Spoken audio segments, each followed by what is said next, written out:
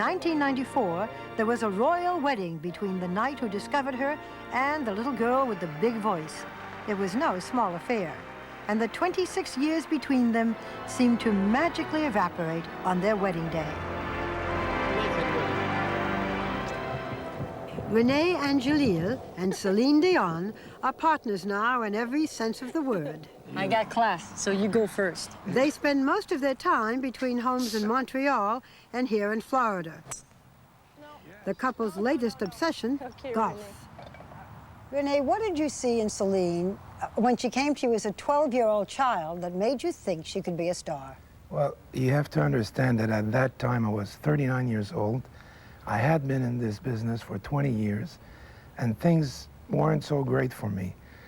So she came in the office with her mother, and she was singing. Her voice was like a voice of an angel. Really, I had chills. She got me. Celine, when is the last concert going to be? Last concert, New Year's Eve. But after 18 years in the business, and at the peak of her success, it may be coming to an end. Talking with Celine in her Florida home, we learned that she wants something more.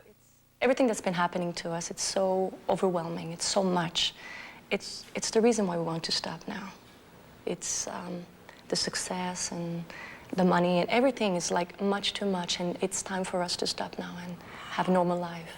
But you know, usually when one is terribly successful, that's when you want to go on. You know, you don't usually say when you're barely 31 years old, I'm going to stop. I mean, that's amazing.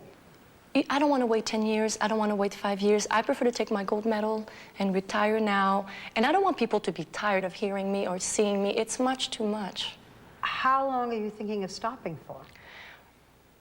2 years at least. At least? At least 2 years. No records, no touring, no nothing?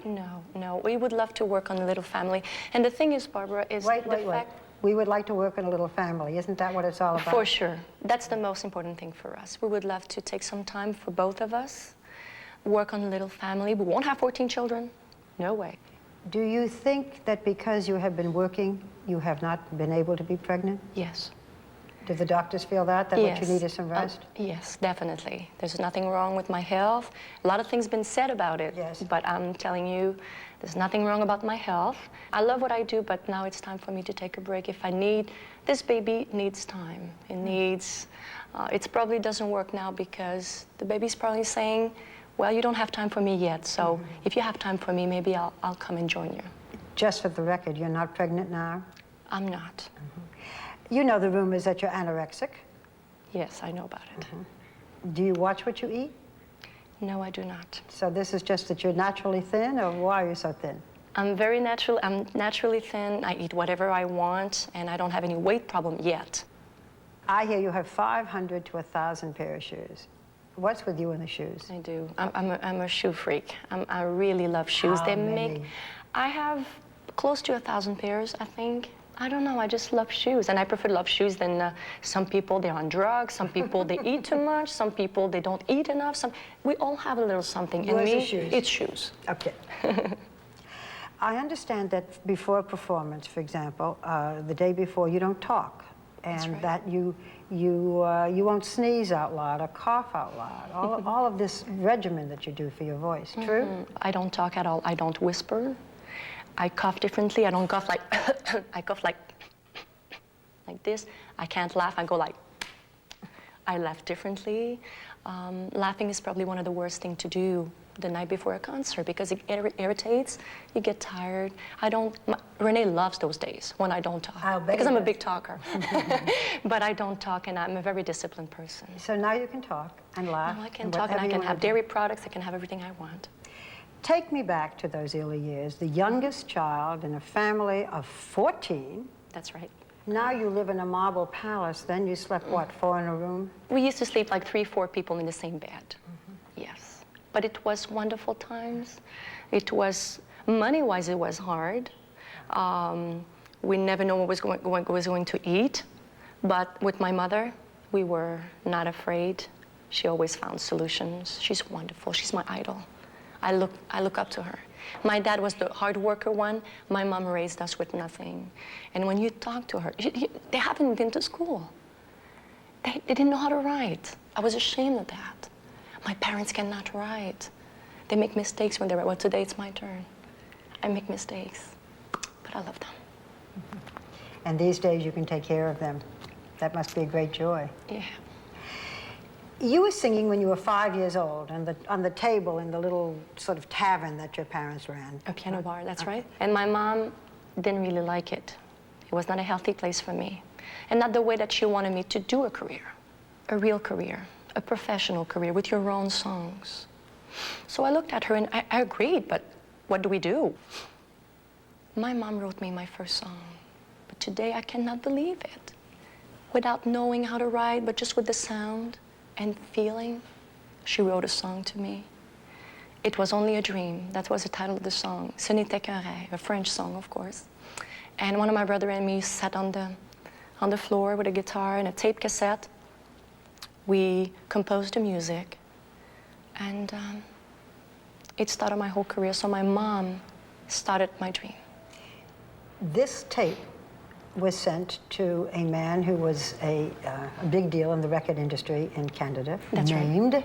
Rene Angelil. Rene Angelil. The husband today. That's right. The manager all your life. That's right. So he gets this tape sent by the family of a 12-year-old kid. What happens? He asked me to sing in front of him just to make sure I could sing and I could manage. And he started to cry. And I looked at my mom and I was very proud of it because I think I've done the job. I know you have a cold, but that first song that you sang that your mother wrote, can you just do a bar or two of us? Of course, I'll try with this bit. You'll go. Ce n'était qu'un rêve, ce n'était qu'un rêve, impossible à oublier, dès que le jour se lève. This is with a cold. With a cold and without violins. Yeah. Thank you. Oh, thank you. Pleasure. All this time, Rene saw you as this not terribly attractive, awkward little girl with a great voice. But let's talk about the romance. Mm-hmm. When did it happen? When did things change? It changed. We were in Dublin in 1988. And it was a different Kiss Goodnight. You were 20? I was 20 years old. Mm-hmm. That's right. I started to, after this Kiss Goodnight in Dublin, on the lips for the first time, my whole body started to shake. And then I said to myself, well, maybe that's love. Maybe that's the thing. Rene is 26 years older than you. That's right. Did it bother you then? Does it bother you now? Never did, never will. Rene is the most fantastic, who loves me. Nobody will ever love me as much as this. It was hard for my mom. It's been hard because my mom always wanted to protect me. He's been married 2 times before. He's got 3 children. Come on, Celine. I want the Prince of Charm for you. Yeah. And now I come with a man 26 years older than me. It's not the perfect scenario, but what is perfect? Is it the same way today with you and Rene? It's even better. Really? Because I get to know him better, and I cannot wait to get to know the husband better. And that's another one of the reasons why I want to stop. Are you at all concerned, or is Rene concerned, of what happens for the 2 years that you don't sing at all? What happens to the career? We're not concerned about that at all. Because let's put it that way. Let's say that in 2-3 years from now I come back, mm-hmm. because I'll miss singing for sure. Mm-hmm. But let's say I come back because I think we have wonderful new songs, and it doesn't work for me. Yeah. It's over. I'm not holding on. When I was little, I was holding on to a song, and I was holding on to my career. I had one dream, and it was to become an international singer, travel the world, sing, sing, sing, and sing. Mm-hmm. Now I'm 30 years old, and music is wonderful. It's a way to express yourself, but it's not all. So it's time for me to stop and just do something else. Cook, play golf, maybe try to have a little child, and do my own grocery. I don't want to have chauffeurs. Everybody else wants to have chauffeurs. I and know, have someone I to know, shop. it You sounds wanna weird. go do Everybody's it watching us yourself. there saying, what is, she's complaining. I don't want to travel the world. I want to stay home. Is this now the best time of your life? It is. I think